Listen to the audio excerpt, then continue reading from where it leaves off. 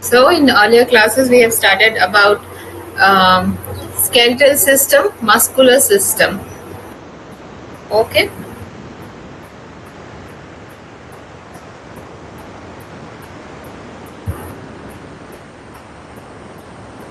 So muscular में हमने पढ़ा कि involuntary muscles होता है and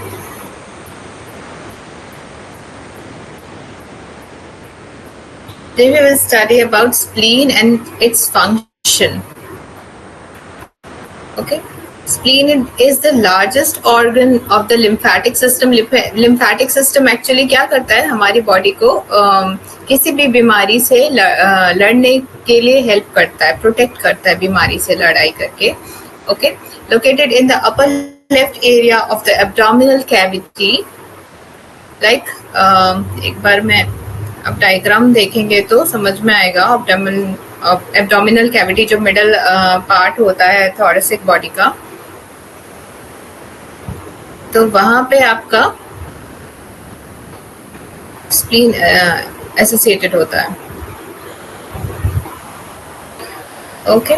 located upper left area of abdominal cavity. Abdomen आपको पता है ना, लेफ्ट हैंड साइड रखेंगे आपका लोअर एब्डोमेन में तो आपको फील होगा.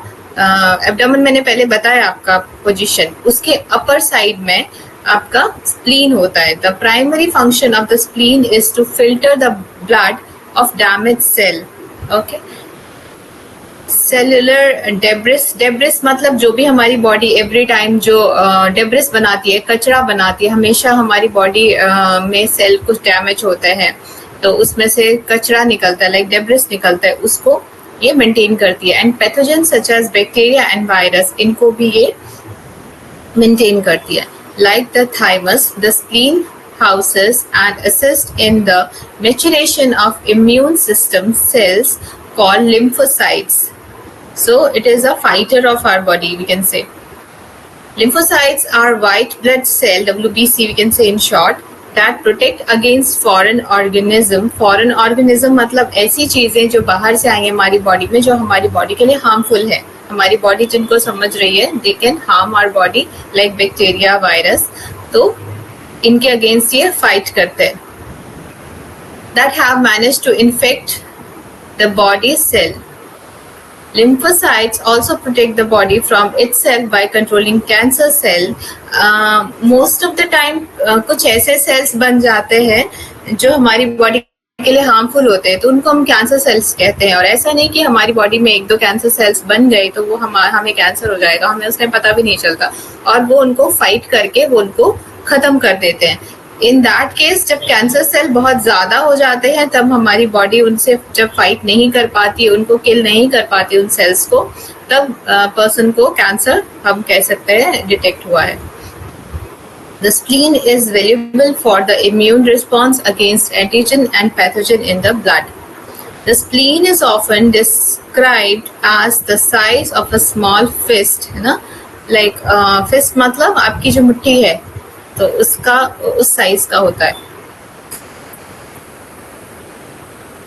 Size of a small fist. And heart का भी जो साइज है वो आपकी फिस्ट के साइज का ही होता है.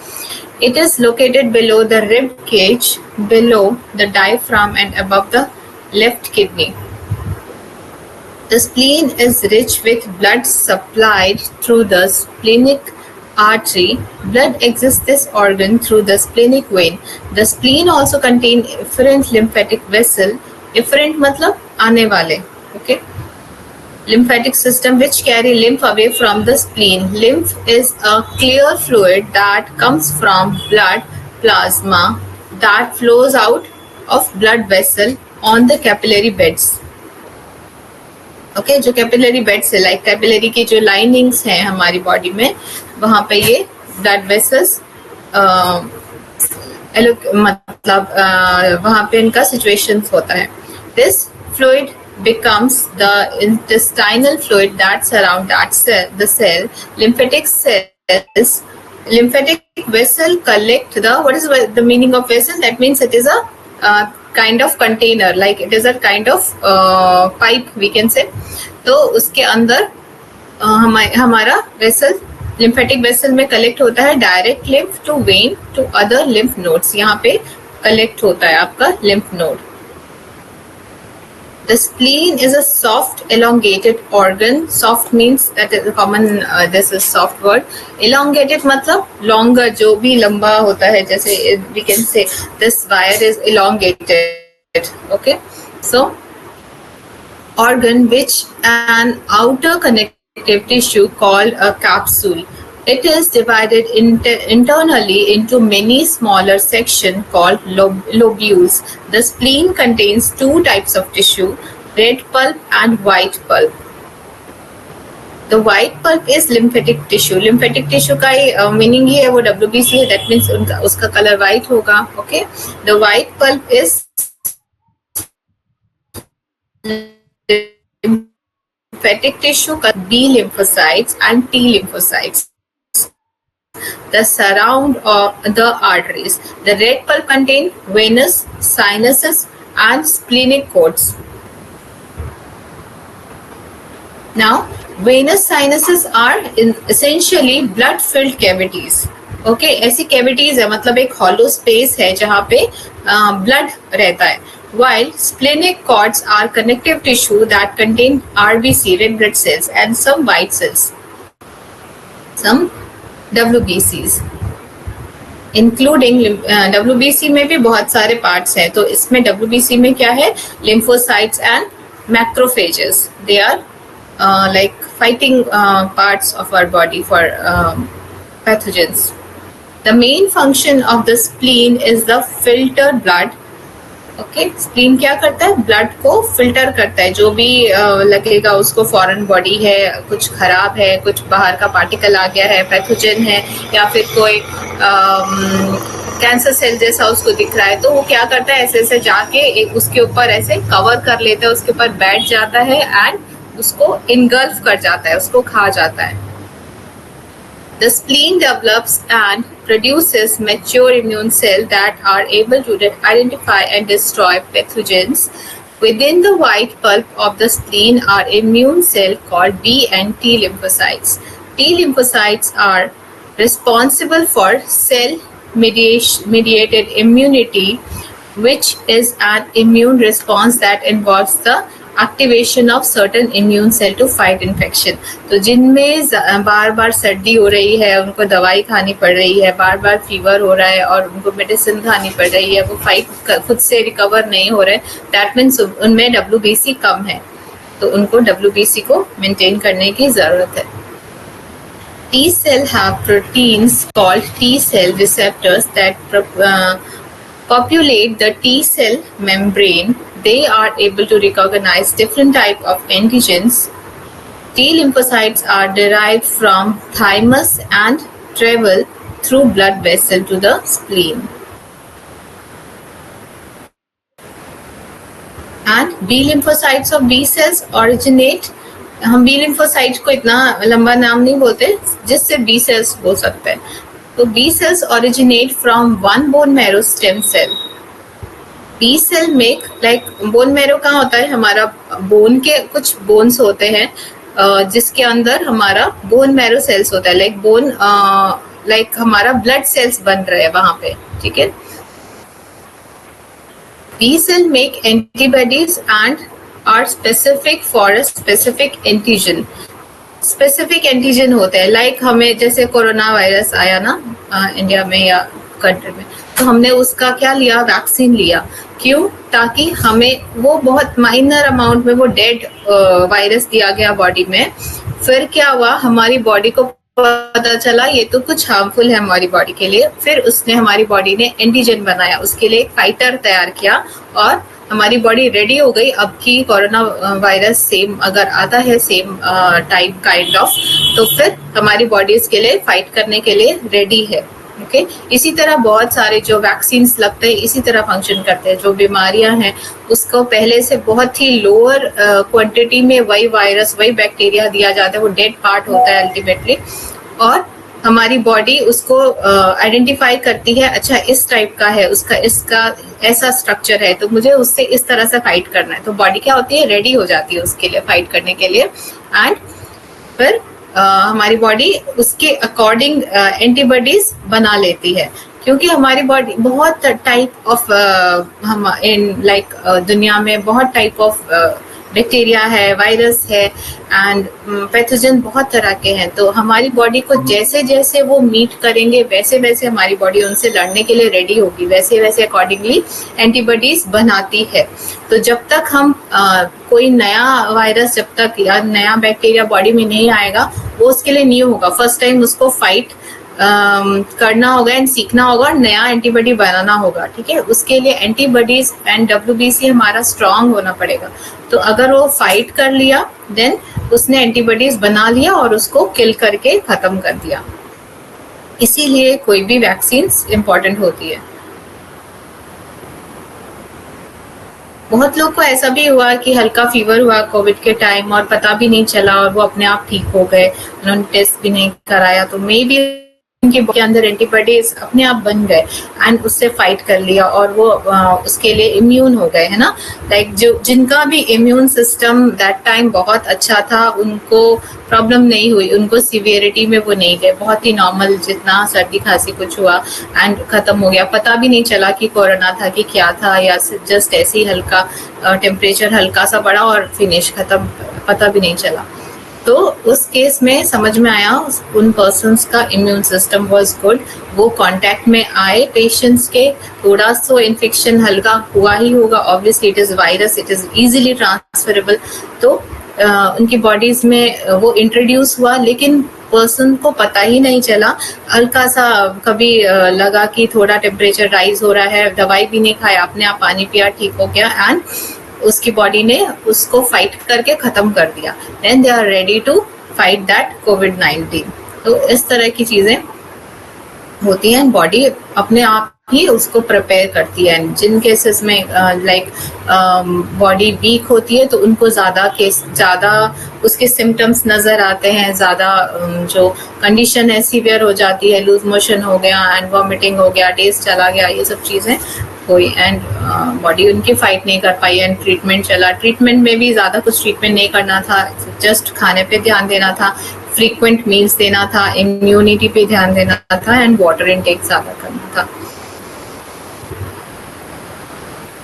एंड जिनको कोमॉर्बिडिटी होती है लाइक साथ में डायबिटीज या फिर दूसरी कोई बीमारी है साथ में, तो उनका इम्यूनिटी पहले से ही वीक होता है, तो उन केसेस में देखा गया कि उनको ज्यादा प्रॉब्लम आई, सिवियरिटी आई, डेथ्स हुई उन केसेस में, तो ऐसा देखा गया। तो ऑल जो पैथोजेंस होते हैं, bacteria, microbes, that all related to immune system, WBC।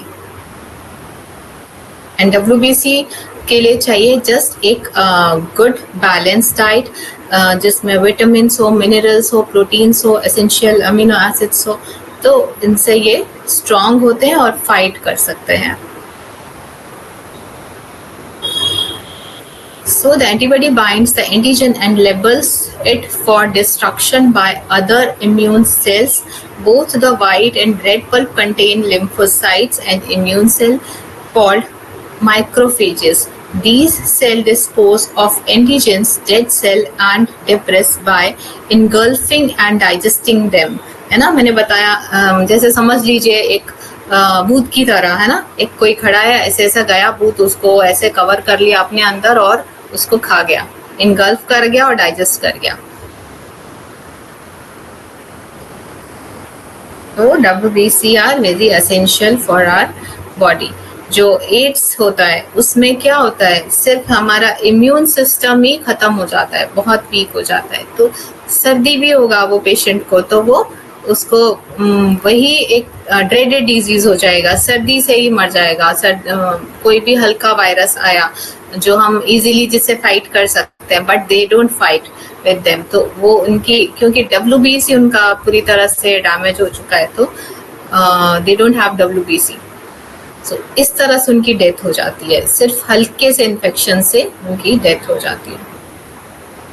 तो उनके केसेस में उनको बहुत ही प्रोटेक्टिव, बहुत ही हाइजीन रखना पड़ता है एंड उनको खाना शेयर नहीं करना होता है, ये सब चीज़ें ध्यान रखनी होती है। And it is a transmittable, तो ट्रांसमिटेबल है तो अदर्स भी बहुत ही उनसे दूर रहते हैं। That is the thing. While the spleen primarily functions to filter blood, it also stores red blood cell and platelets. In cases where there is excessive bleeding, the spleen releases RBC, platelets and macrophages. ठीक है? Macrophages help reduce inflammation and destroy pathogen or damaged cell in the injured area. कहीं पे भी cut हुआ है ना, तो क्या होगा, वहाँ पे स्वेलिंग हो जाता है, फूल जाता है, वहाँ से बहुत ज़्यादा ब्लीडिंग हो रहा है, रेड ब्लड सेल लॉस हो रहा है, तो फिर क्या होगा, वहाँ पे प्लेटलेट जाएगा और उसको क्लोटिंग करेगा,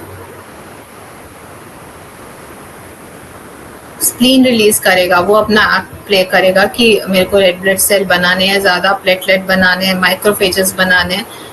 माइक्रोफेजेस क्या होगा, लाइक कोई भी कट है तो वहाँ पे ऑब्वियसली इन्फेक्शन का बहुत सारा बैक्टीरिया आएगा, उसको वहाँ पे स्वेलिंग कर देगा, तो फिर माइक्रोफेजेस क्या करेगा, उसको इन्फ्लेमेशन को रिड्यूस करेगा, और वहाँ पे जो भी पैथोजन आया, बैक्टीरिया आया, कहीं भी कट होने में, like blood is very good source to कुछ भी ग्रो होने के लिए बहुत अच्छा सोर्स है. कोई भी बैक्टीरिया, कुछ भी लाइक वायरस बहुत इजीली वहाँ पे ग्रो करता है, इतना वो न्यूट्रिशियस होता है, तो वहाँ पे इन्फेक्शन बहुत इजीली होता है. तो इसीलिए जो बोलते हैं कट्स को कवर करके रखो ताकि बाहर का कुछ भी उसमें डस्ट वगैरह ना आए, इन्फेक्शन ना आए, बैक्टीरिया ना आए.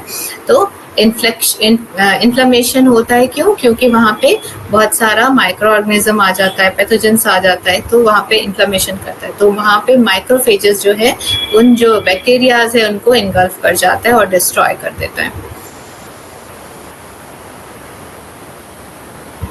So, macrophages help reduce inflammation and destroy pathogen or damages cell in the injured area.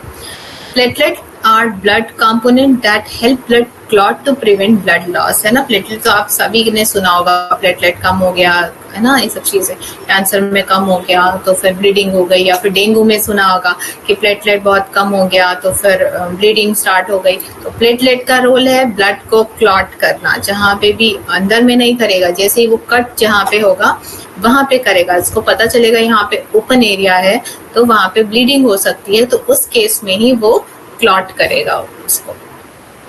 तो प्लेटलेट का रोल है ब्लड को क्लॉट करना.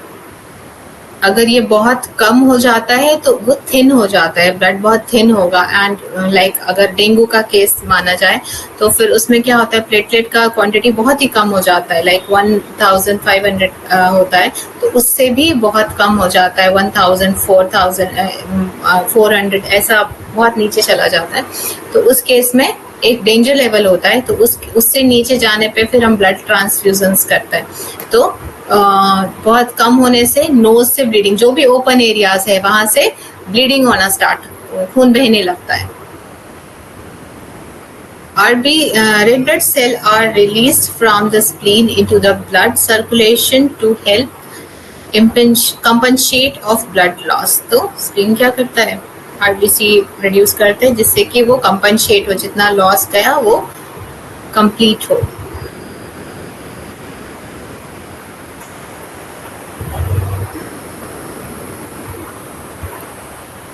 Blood, lymph and their function. Blood is present in all part of the body. It delivers food and fluid to millions of cell in the body. है ना, जो भी blood है actually क्या काम कर रहा है, वो बहुत सारा न्यूट्रिशन, ऑक्सीजन, ये सब लिक्विड को कैरी कर रहा है. हर सेल को हमेशा न्यूट्रिशन चाहिए, ऑक्सीजन चाहिए. ओके, तो ब्लड हमेशा सर्कुलेट हो रहा है बॉडी में और वो इन जो रिक्वायरमेंट है उसको कंप्लीट कर रहा है. हम कुछ नहीं भी कर रहे हैं, हम सो भी रहे हैं, उस टाइम भी सेल को ऑक्सीजन चाहिए, न्यूट्रिशन चाहिए, तो ब्लड वो हमेशा सर्कुलेट होते रहता है एंड वो सप्लाई करता रहता है. और सर्कुलेशन में कौन हेल्प कर रहा है, हार्ट हेल्प कर रहा है, वो पंप कर रहा है जिससे प्रेशर बन रहा है, और प्रेशर की हेल्प से ब्लड बॉडी में नीचे जा रहा है एंड ऊपर आ रहा है हार्ट तक.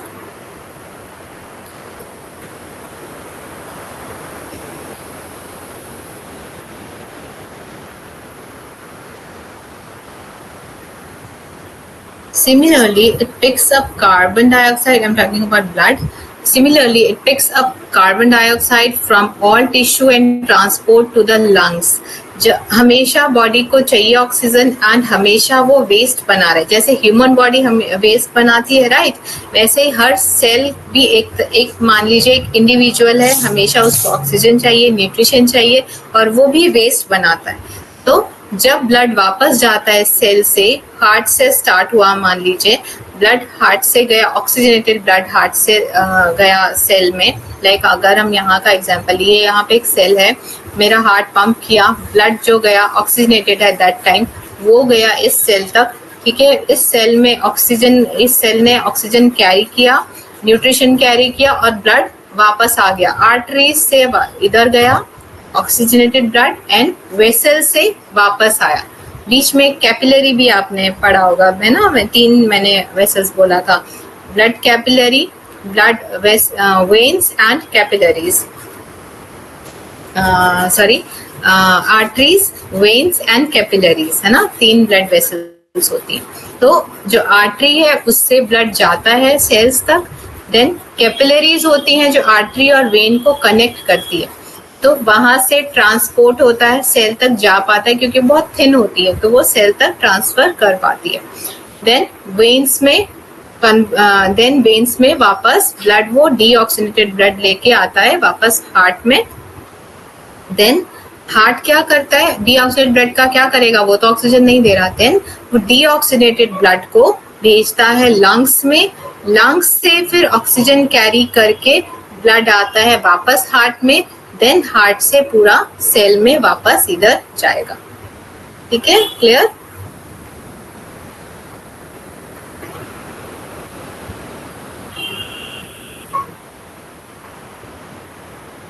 तो ब्लड जो है ऑक्सीजन लेने के लिए लंग्स में जाता है, हार्ट में कुछ भी नहीं होता, वो जस्ट पंप कर रहा है, वो जस्ट प्रेशर दे रहा है आने जाने के लिए, और कुछ भी नहीं कर रहा है वो.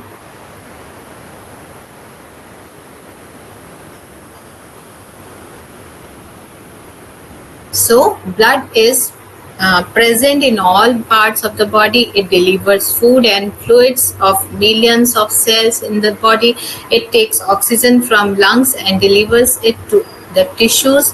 Similarly, it picks up carbon dioxide from all the tissues and transport it to the lungs. Transports unwanted substances from tissue to the liver, kidney, skin and intestine, from where it is thrown out to the of the body. जो भी waste है वो क्या होता है, body से फिर बाहर चला जाता है. Blood also contain globulin proteins and white blood cell which protect the body from disease etc. Blood also helps in healing injury. Blood ही है, सब कंपोनेंट को कैरी कर रहे हैं, WBC, RBC. तो जो कहीं पे कुछ ट्रीटमेंट चाहिए, यहाँ पे कुछ कट हो गया, तो क्या करेगा, ब्लड ही जाएगा वहाँ पे, सारा हिस्टामिन एंड एवरीथिंग सब सप्लाई करेगा एंड वहाँ पे उसको, उस एरिया को ट्रीट करेगा.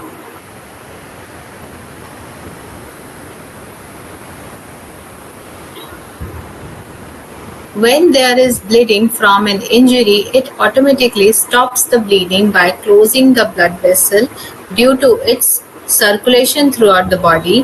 Blood also works to maintain body temperature, but due to its transmission, germs and cancer cell also reach from one place to another. ठीक है, अगर मान लीजिए कैंसर सेल्स बन गए किसी एक पार्ट में, कहीं यहाँ पे बन गया, तो फिर क्या होता है, ब्लड सर्कुलेशन से वो ट्रांसमिट हो सकते हैं. इसीलिए हमेशा कुछ भी सिस्ट वगैरह हो, गांठ हो, पेनलेस हो, दैट इज़ वेरी इम्पोर्टेंट कि कोई भी पेनलेस गांठ को हमेशा डॉक्टर को दिखाना चाहिए एंड चेक कराना चाहिए कि वो कैंसरस तो नहीं है, एंड उसको रिमूव करा देना चाहिए. अगर पेन है that means it is not so much harmful, but it is painless, कुछ ऐसा गांठ जैसा हो गया एंड वो उसको छूने से कुछ भी नहीं हो रहा है, कुछ भी फील नहीं हो रहा है, that means it you have to concern with the doctor.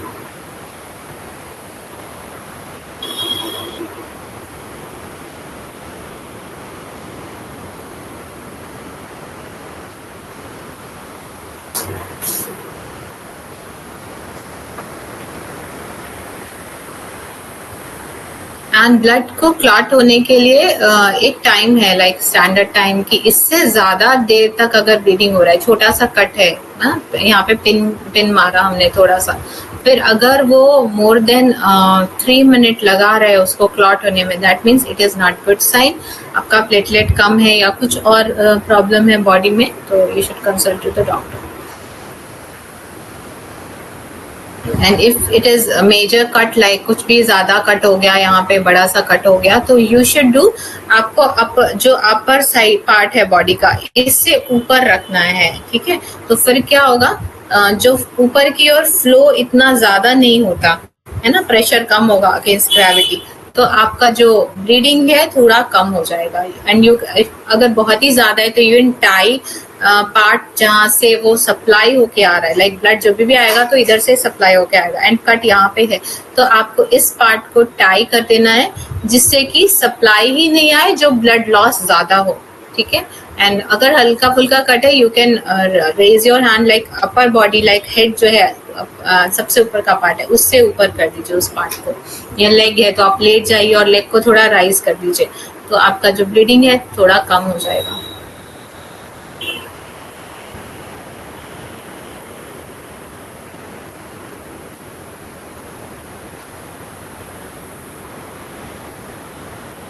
So blood also helps in healing injuries. When there is bleeding from an injury, it automatically stops the bleeding by closing the blood vessel due to its circulation throughout the body.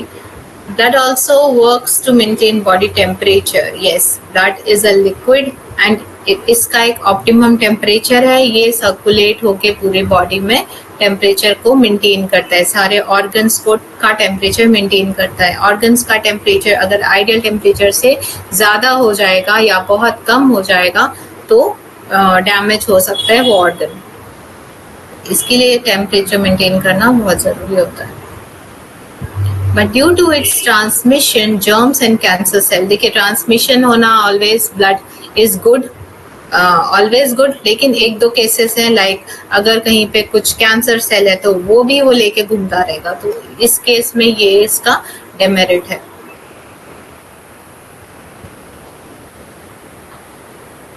Blood circulates in tubes throughout the body. Tubes, that means arteries, veins. These tubes are called arteries and veins. Arteries carry purified blood from the heart and send it everywhere. Veins collect used blood from everywhere. Blood circulates only in particular circulatory system, but they are porous. Cell tube through which white blood cell and fluid can go in and out. मैंने बोला ना, cell तक कैसे जाएगा, capillaries के through. वो इतनी पतली होती है, उनका जो पाइप जो है, मान लीजिए पाइप का जो साइड है वो इतना पतला होता है कि वो आर पार जा सकता है, न्यूट्रिशन बाहर आ सकता है, ऑक्सीजन बाहर जा सकता है, कार्बन डाइऑक्साइड अंदर आ सकता है कैपिलरीज में, तो वो सेमी परमिएबल होता है जिसमें आर पार ब्लड जा सकता है। बट आर्टरीज एंड वेन नहीं होता है, कैपिलरीज होता है। तो आर्टरीज काफी थिक होती है, उसकी जो वॉल होती है, क्योंकि जब हार्ट पंप करता है तो प्रेशर बनता है, तो उस प्रेशर को झेलने के लिए आर्टरीज को थिक होना पड़ता है। उसकी जो वॉल्स होती हैं तो इलास्टिक एंड थिक होती है, जिससे कि वो रप्चर नहीं हो जाए, फट नहीं जाए। तो आर्टरीज की जो वॉल है वो सबसे मोटी होती है, एंड उसके बाद वेन्स की वॉल उससे पतली होती है, एंड कैपिलरीज की जो वॉल है बहुत पतली होती है, जिसकी वजह से वो ब्लड सेल्स तक जा पाते हैं और सेल्स से कार्बन डाइऑक्साइड कैपिलरीज तक आ पाता है।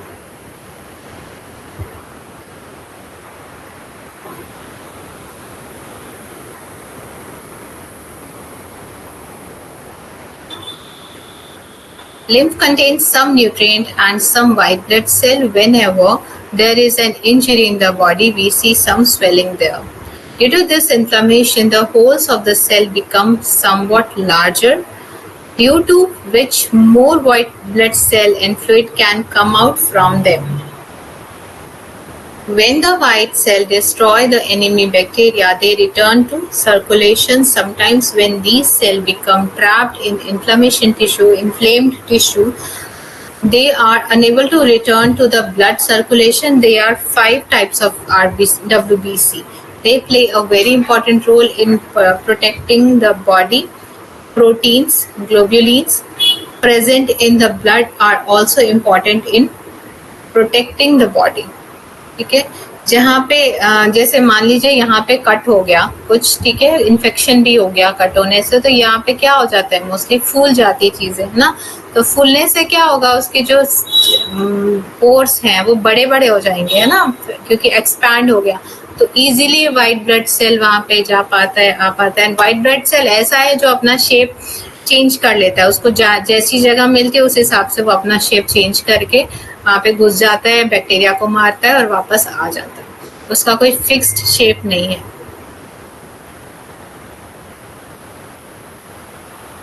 सो WBC इज वेरी इम्पोर्टेंट। हम जनरली उस पर ध्यान नहीं देते, RBC हीमोग्लोबिन पे ही लगे रहते हैं, बट WBC है इतना इम्पोर्टेंट जो आपको कैंसर से बचाता है, आपका बैक्टीरिया, वायरस, इन सब से बचाता है। Hemoglobin and gas exchange. There is substance inside the RBC called hemoglobin, है ना, हमने पहले भी थोड़ा पढ़ा है इसके बारे में। Due to this substance, the color of RBC is red. Hemoglobin is a component जिसका कलर रेड होता है, जिसकी वजह से जो ब्लड है उसका कलर रेड होता है। Okay, Just like the color of leaves is green due to chlorophyll, hemoglobin attracts gases towards itself. Hemoglobin combines both oxygen and carbon dioxide gases with itself. आपने एल्पेनलिबे देखी होगी, है ना। तो एल्पेनलिबे कैसी होती है, ऐसे करके होती है, यहाँ पे थोड़ा सा गड्ढा होता है ना, बीच में हॉलो होता है थोड़ा सा। तो वैसे ही होता है RBC, और वहां पे क्या करता है, ऑक्सीजन आराम से कैरी कर पाता है RBC और सप्लाई करता है हमारी बॉडी को।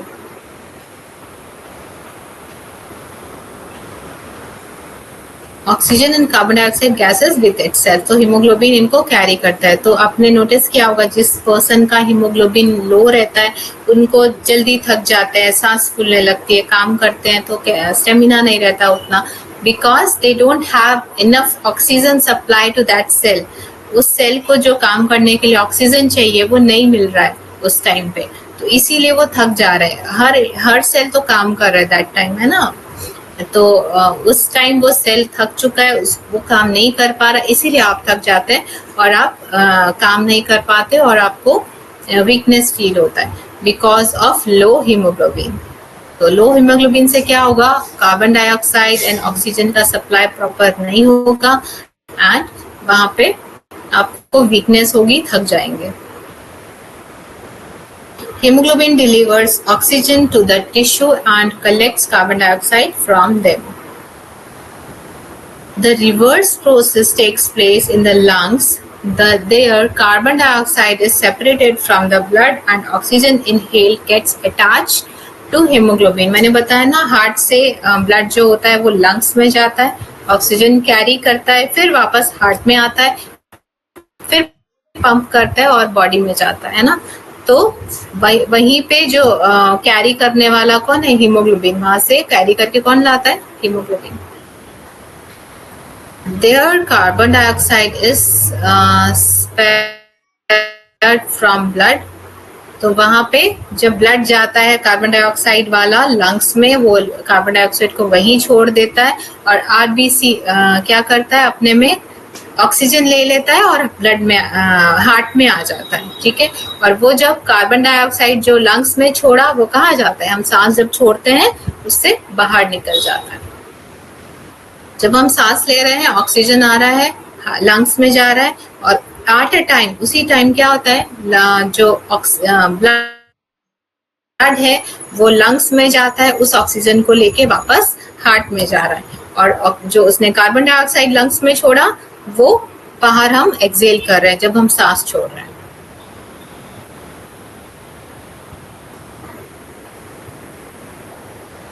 So it is a simultaneously function, तो साथ साथ हो रहा है, लंग्स भी काम कर रहा है, हार्ट भी काम कर रहा है।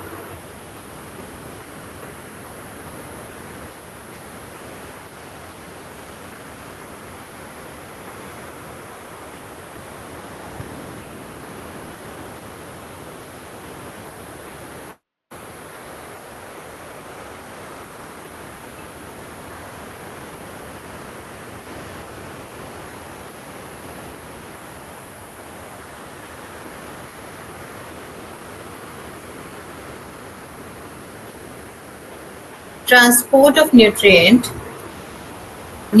कैसे ट्रांसपोर्ट होता है सेल्स तक और वापस ब्लड जो हार्ट में जाता है उसके बारे में पढ़ेंगे. In the healthy person, the level of nutrient in the blood are almost constant. Blood contains glucose, amino acid, other proteins, fats, minerals, enzymes, and other substances. Different organs take in and release different essential substance into the blood. For example, the thyroid gland takes iodine from the blood along with many other substances. Thyroid कहाँ होता है? यहाँ पे एक organ होता है, ठीक है, जो थायराइड ग्लैंड बोलते हैं इसको, जो थायराइड हार्मोन को सिक्रीट करता है. तो इसको क्या चाहिए? इसको चाहिए आयोडीन. तो ब्लड में जो आयोडीन है ये इसको यूज करता है. The thyroid gland takes iodine from blood along with many other substances. In this way, blood is common medium of circulation of the body. We also use this medium to deliver medicine to their target organ. Medicine भी कैसे जाती है target organ में? हम खाते हैं, फिर वो एब्जॉर्ब होके ब्लड में चली जाती है. ब्लड से वो जो केमिकल है, वो जो कंपोनेंट है जिसकी हमारे उस पार्ट को जरूरत थी, वो सप्लाई हो जाती है. एंड कुछ जो दवाइयाँ होती है जल्दी इफेक्ट के लिए क्या करते हैं? डायरेक्टली वेन में लगा देते हैं. तो वेन से तुरंत ब्लड में इमीडिएट चला गया एंड वो सर्कुलेट हो गया, तो तुरंत असर होता है.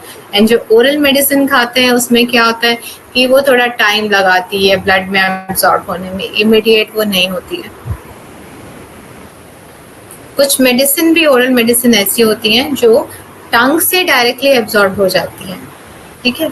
कुछ B12 भी ऐसी कैप्सूल होती हैं, टैबलेट्स होती हैं जो चूसा एंड वो GI ट्रैक में जाएगी ही नहीं, आपका डाइजेस्टिव ट्रैक में जाएगी ही नहीं, डायरेक्ट टंग से एब्जॉर्ब हो गया सेल के अंदर और ब्लड में सर्कुलेट हो जाती है. एंड कुछ आपकी मेडिसिन होती हैं जो हार्ट अटैक्स में दी जाती हैं. जब हार्ट अटैक होता है किसी को तो उसको चूसना होता है, इमीडिएट वो एब्जॉर्ब हो जाती है ब्लड में एंड ब्लड को पतला कर देती है.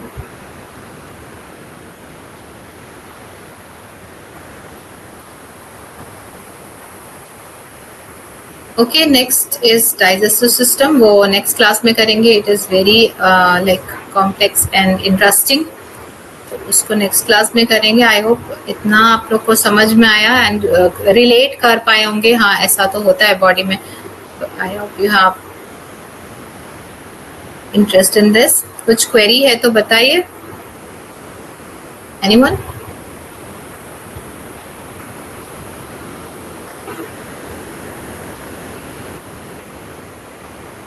Make sure you are having your fruits every day, which supplies like sufficient amount of vitamins and minerals जो हमारा immune system को boost करते हैं.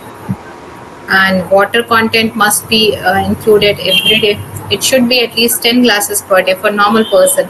लेकिन अगर uric acid है या कुछ other disease है तो उसके according को changes होते हैं. Ma'am, how we can improve or we can strengthening the spleen? How can we improve? Sorry, what? How we can improve or strengthening the spleen? I want to get how we can strengthening the spleen. Oh, spleen. Okay. You are asking how we can improve our spleen function, right? Yes, madam. Okay. So spleen needed like all other parts, इसको भी same nutrition चाहिए. इसको भी vitamin B12 चाहिए, vitamin C चाहिए, vitamin A चाहिए and specially haemoglobin इसको भी चाहिए. हर पार्ट को, इवन हार्ट को भी ब्लड चाहिए, हेल्दी ब्लड. तो जो कॉमन है आपका फूड, आपका ऑप्टिमम जो आपका न्यूट्रिशनल लेवल है वो नॉर्मल होना चाहिए. तो that is the thing. And fat rich food avoid करना है मेनली. कि ज़्यादा फैटी फूड होगा तो जो ब्लड है वो थिकनिंग हो जाएगा एंड स्प्लीन को ज़्यादा काम करना पड़ेगा. अगर उस पर लोड ज़्यादा होगा it can function, optimum function वो नहीं कर पाएगा. तो that means you have to take balance diet in that case only. सबके लिए बेसिक मंत्र वही है, you have to take balance diet. आपका फैट कंटेंट, आपका विटामिन कंटेंट, मिनरल्स कंटेंट पे ध्यान देना है, and protein content must be. Mainly हम प्रॉब्लम कहाँ पे होता है, प्रोटीन कंटेंट लेस होता है एंड फैट कंटेंट ज़्यादा होता है, तो ये चीज़ें ध्यान में रखनी है। अदरवाइज ऐसा कुछ स्पेसिफिक नहीं है कि आप ये खा लेंगे तो आपका स्प्लीन अच्छा हो जाएगा। स्प्लीन को भी बाकी ऑर्गन की तरह ही सारे न्यूट्रिएंट चाहिए, it is also a kind of muscle, तो इसके लिए उसको भी वैसे ही हेल्दी रखना है, उसके भी सेल्स वैसे ही हैं, तो उसको भी प्रोटीन स्पेशली चाहिए, अमीनो एसिड्स चाहिए, आयरन चाहिए to be healthy. How we can assume the spleen is not functioning? Okay, so spleen जब भी फंक्शन नहीं करेगा, आपका या तो इन्फ्लेमेशन है, जल्दी हील नहीं होगा, एंड हीमोग्लोबिन के केसेस, हीमोग्लोबिन भी हो सकता है कई बार कम होने के, इसके स्प्लीन का फंक्शन हो सकता है। लेकिन अगर हीमोग्लोबिन कम है तो इसके पीछे बहुत सारे रीजंस हैं, लाइक आपका हो सकता है लीकेज हो रहा हो आपका वेसल्स में से, या फिर आप इनटेक ही कम ले रहा है, या फिर स्प्लीन उसका एक थर्ड पार्ट हो सकता है कि स्प्लीन प्रॉपर्ली फंक्शन नहीं कर रहा है। तो ये डायग्नोस करने के लिए बहुत सारे पैरामीटर्स देखने पड़ते हैं एंड ब्लड टेस्ट करना पड़ता है, देन वी कैन डायग्नोस कि स्प्लीन फंक्शन नहीं कर रहा है। मेनली हम चेक कर सकते हैं अगर इन्फ्लेमेशन है, वो ठीक नहीं हो रहा, बहुत टाइम लगा रहा, तो स्प्लीन वहाँ पे फंक्शन नहीं कर रहा। इन्फेक्शन हो रहा है तो हम बार बार बीमार पड़ रहे हैं, तो स्प्लीन दैट मीन्स डिफेक्टिव है। तो मेनली आपको उस केस में आपको प्रॉपरली विटामिन एंड मिनरल्स पे ध्यान देना है कि आप प्रॉपरली ले रहे हैं, वाटर इनटेक कर रहे हैं कि नहीं। इससे क्या होगा, वाटर इनटेक यहाँ पे क्यों रोल है, बिकॉज जो डेब्रिस है बॉडी में, जो डेब्रिस बन रहा है वो अगर नहीं निकलेगा तो स्प्लीन का लोड बढ़ जाएगा, ठीक है। तो डेब्रिस निकलना चाहिए बॉडी से, डेब्रिस निकालने के लिए आपको वाटर इनटेक ज्यादा करना पड़ेगा, स्टूल एवरीडे होना चाहिए एंड यूरिन प्रॉपरली होना चाहिए, कुछ भी वेस्ट बॉडी में एक्यूमुलेट नहीं होना चाहिए, that is the thing. Second thing, we came to know if a man become fatigue, then assuming the spleen is not working. Not really actually, because it may have so many reason। आपका haemoglobin बहुत सारे reason से कम हो सकता है, not only कि spleen work नहीं कर रहा और इसीलिए हीमोग्लोबिन कम है।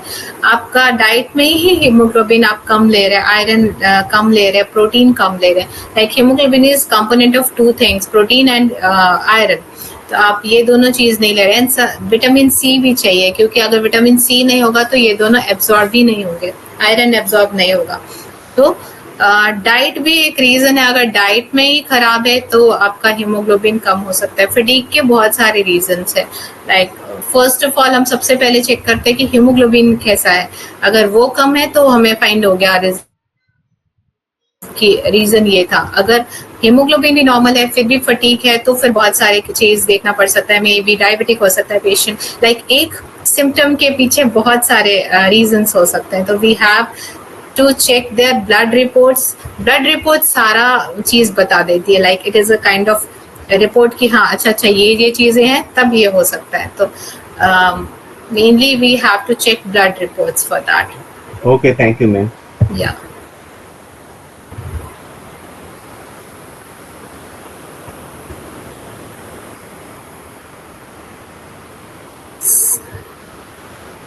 Any more questions? Anyone? Okay, class end करते हैं। Thank you class. Good night, ma'am. Good night. जय श्री कृष्ण। जय श्री कृष्ण।